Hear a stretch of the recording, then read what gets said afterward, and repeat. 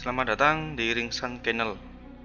Kali ini ngebahas alur cerita anime Nissemonogatari, cerita setelah Bakemonogatari yang kemarin.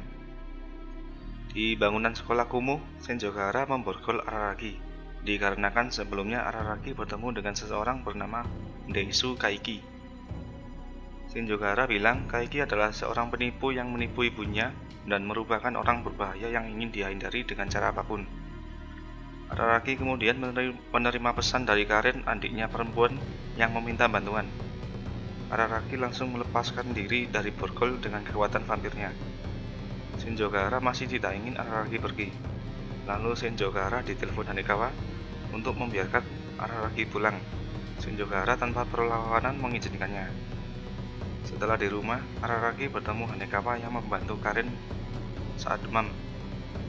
Dikarenakan Karen pergi keluar membuat masalah dengan seseorang dan Hanekawa telah membantu Karen dalam urusannya.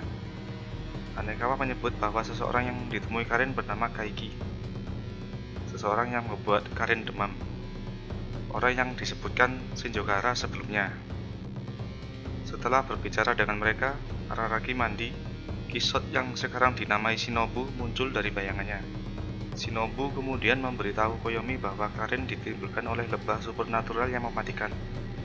Sengatan lebah yang menyebabkan demam sangat tinggi dan membuat orang yang terserang rasa seperti terbakar. Karen diberi racun oleh Kaiki selama konfrontasi mereka, sementara Kaiki melarikan diri meninggalkan Karen lumpuh di lantai. Setelah selesai mandi, Araragi membawa Karen ke kamar, lalu Araragi mencium Karen, berencana membuat demamnya pindah ke Araragi. Tetapi hanya berhasil menyerap setengah dari racun di tubuh Karen. Meskipun dia tidak sepenuhnya sembuh, demamnya telah berkurang.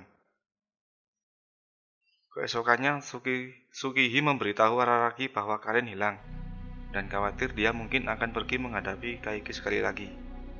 Berkat Shinobu, Araragi berhasil menemukan Karen dan setelah perkelahian yang serius di antara mereka, Araragi meyakinkannya untuk membiarkannya berurusan dengan Kaiki sendirian. Kemudian pada hari itu, dia dan Senjogahara berhadapan muka dengan Kaiki. Tetapi mereka mendengar darinya bahwa dia sudah berencana meninggalkan kota dan juga bilang kalau Karen akan pulih dalam beberapa hari. Setelah melepaskan semua kesedihan yang dipendam Senjogahara, dia membiarkan Kaiki pergi dan mengklaim dia akan melanjutkan kehidupannya.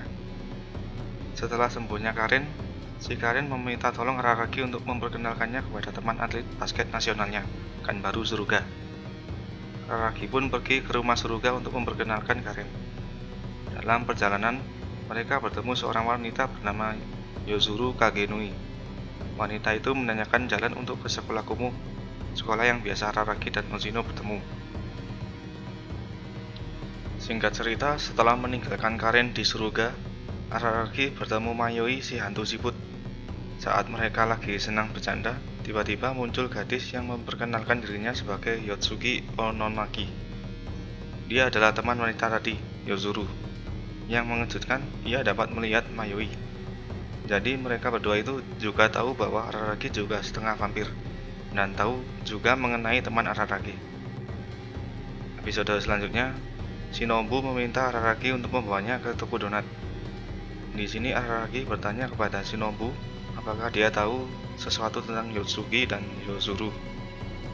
Tetapi yang mengejutkan, dia menemukan Kaiki duduk di meja belakangnya.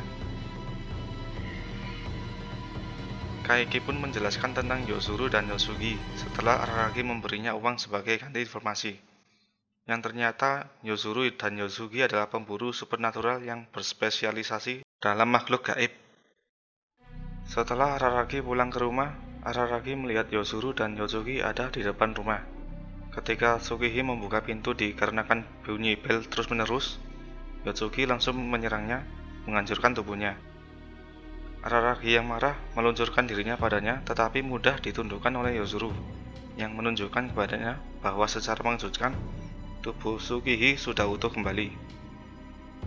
Dia juga menjelaskan bahwa Tsukihi di depannya bukan saudara perempuannya yang sebenarnya, tetapi seekor burung phoenix yang mengambil identitasnya.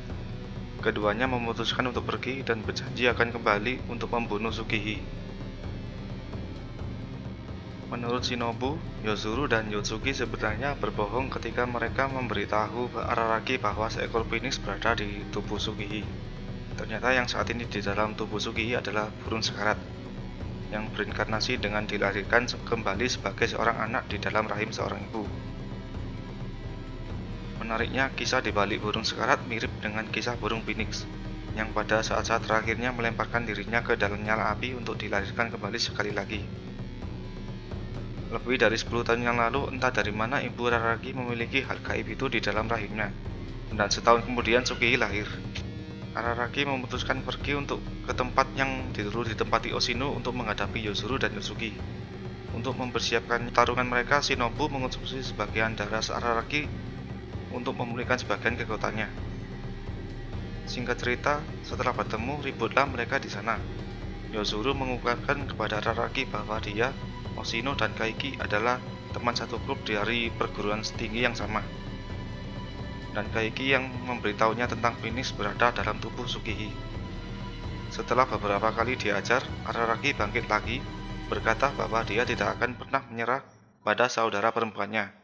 Tidak peduli makhluk apa dia. Menyadari tekadnya untuk melindungi Tsukihi, Yozuru memutuskan untuk menyerah dan pergi dengan damai.